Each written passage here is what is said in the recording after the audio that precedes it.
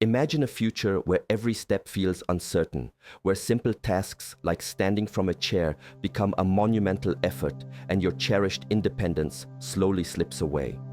It's not a scare tactic, it's a stark reality many individuals face as they age, often because of one crucial yet frequently overlooked part of their body, their legs. Our legs are truly the foundation of our vitality, balance, and freedom, yet they are notoriously one of the first muscle groups to weaken with time. The harsh truth is, if you don't actively engage and strengthen them, you will inevitably lose their function. But here's the exhilarating part. You have the power to reverse this decline and reclaim a stronger, more vibrant future. Today, we're diving deep into why fortifying your legs is not just beneficial, but absolutely essential for longevity and quality of life.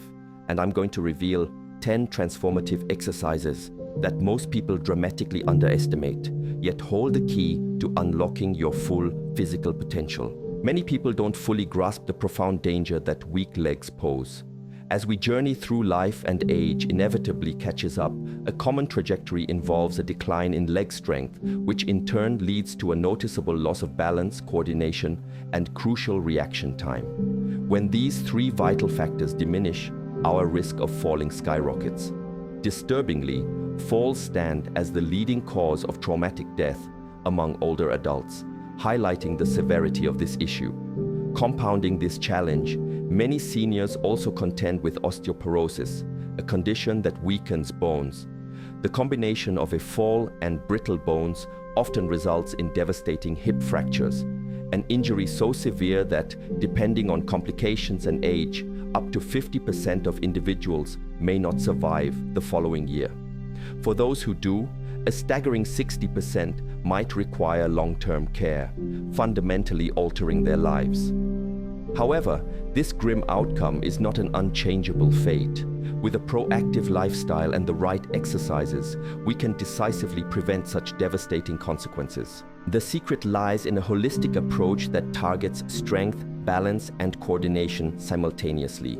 Your exercise regimen shouldn't just aim to build larger leg muscles. It must also strategically reinforce your bones and bolster your crucial neuromuscular connection. It's imperative to understand that effective movement isn't merely about muscle mass. It's about how efficiently your muscles communicate with your brain. This intricate interplay of muscle activation, precise brain signals, and milliseconds of timing is what grants us superior coordination and swift reaction times. Our recommended lifestyle, of course, prominently features exercise. What many don't realize is that exercise, when done correctly, actually causes microscopic damage to muscle fibers. It's during the subsequent rest and recovery phases that your body works tirelessly to repair and rebuild these fibers, making them stronger than before. This regenerative process, however, can only be optimally achieved if supported by a proper diet, which provides all the raw materials your body needs for efficient repair. We've even dedicated a separate video to nutrition, not because it's inherently more important than exercise, but because it's often the most misunderstood piece of the puzzle. Now let's get into the practical side. I'm excited to share 10 diverse exercises designed to achieve everything we've discussed: building strength, enhancing balance, and improving coordination.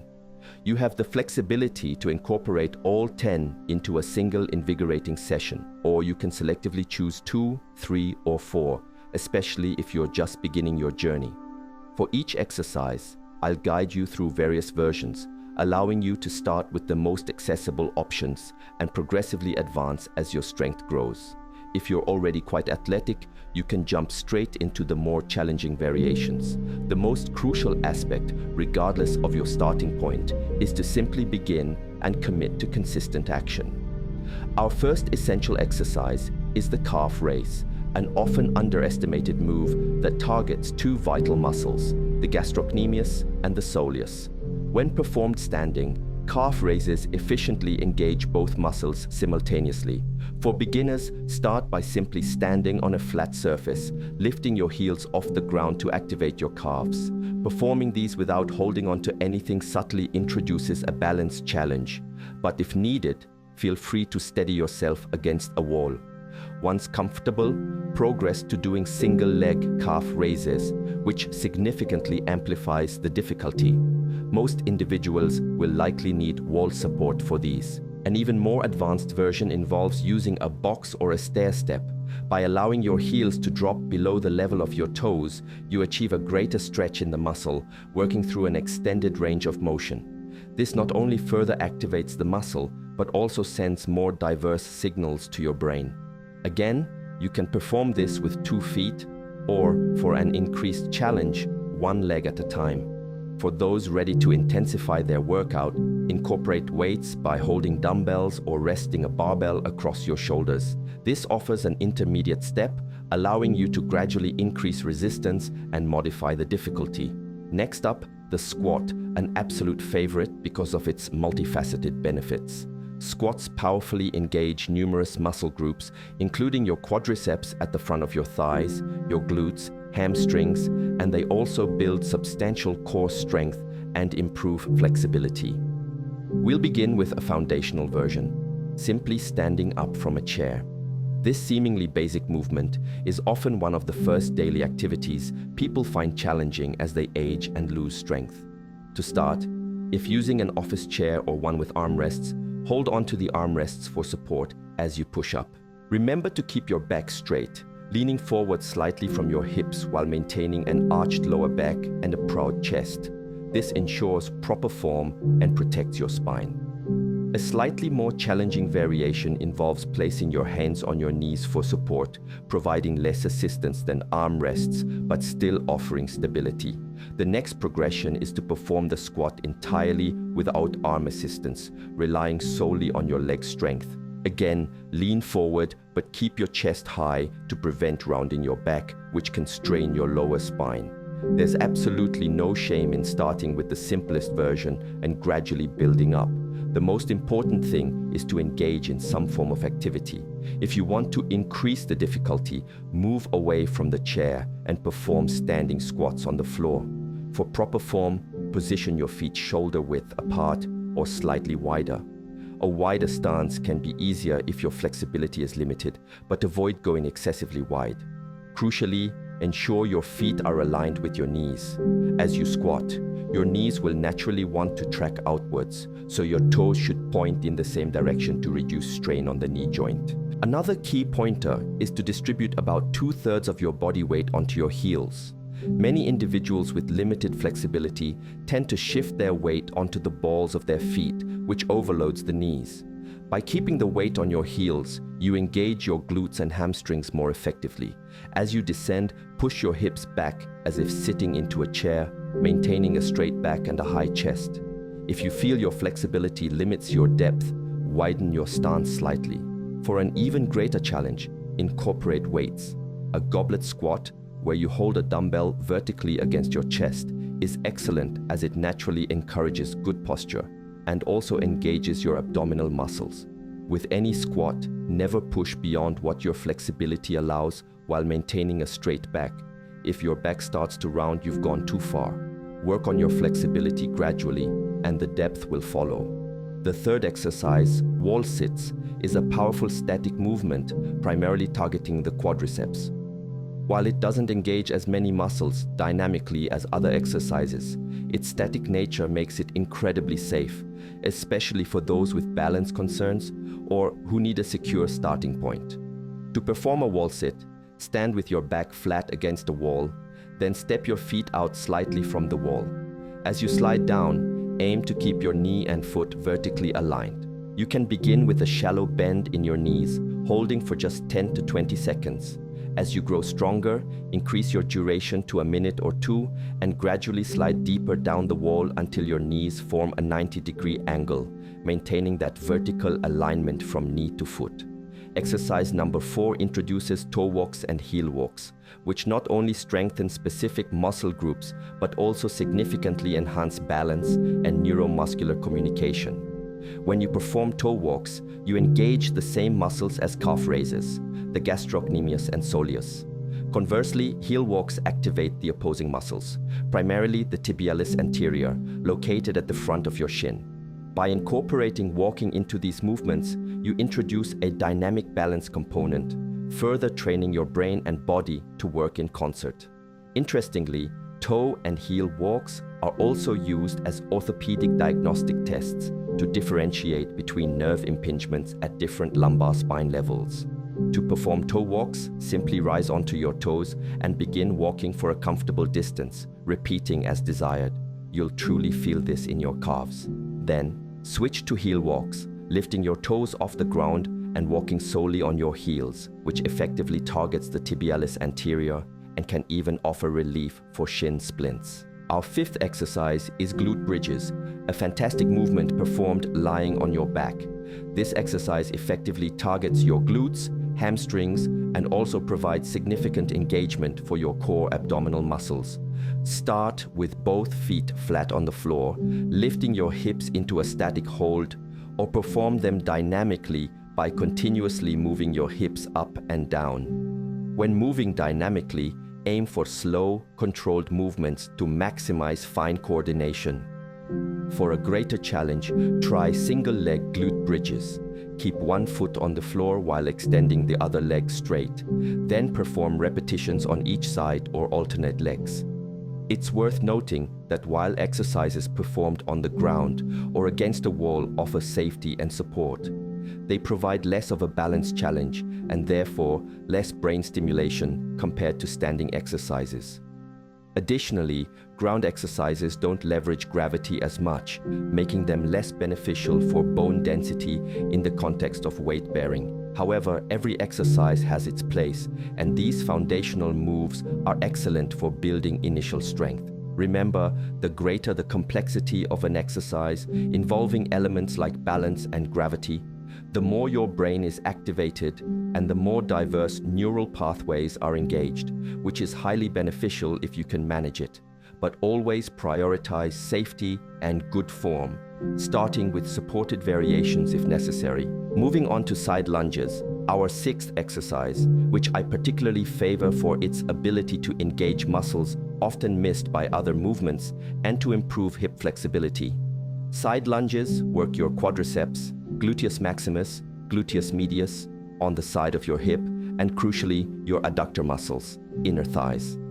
For the simplest version, stand with your feet slightly wider than a squat stance, hands on your hips, and gently shift your weight from side to side, bending one knee while keeping the other leg straight. Always ensure your knee and foot point in the same direction. To increase the difficulty, widen your stance further and begin to go deeper into the lunge. You can keep your hands on your hips, or for a little support, place one hand on your bent knee. For an even deeper range of motion and a clear target, cross your arms over your chest and aim to touch your elbow to your knee.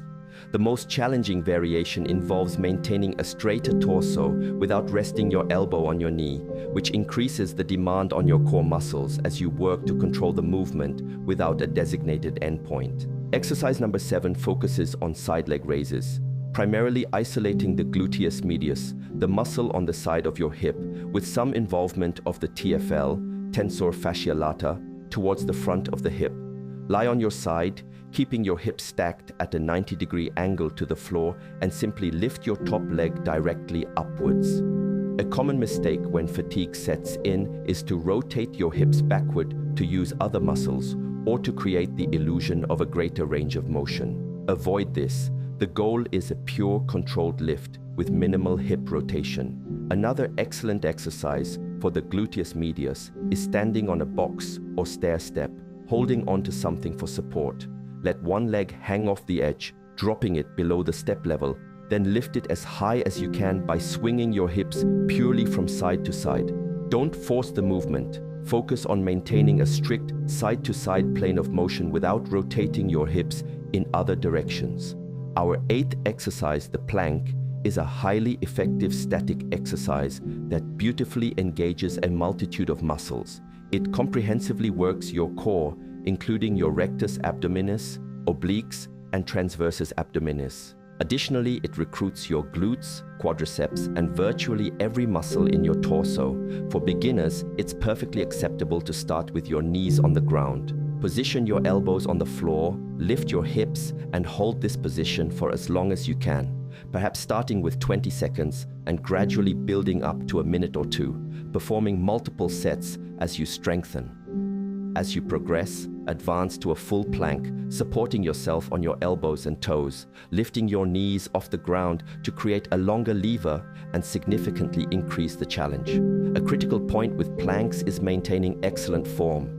As you try to hold for longer durations, there's a tendency for your hips to sag and your back to arch, which can be detrimental, especially if you have existing back issues. Instead, actively try to tuck your hips forward, rotating them under you to keep your back as flat as possible. If this means you can't hold the plank for as long, that's perfectly fine. Prioritize form over duration and build your strength from there.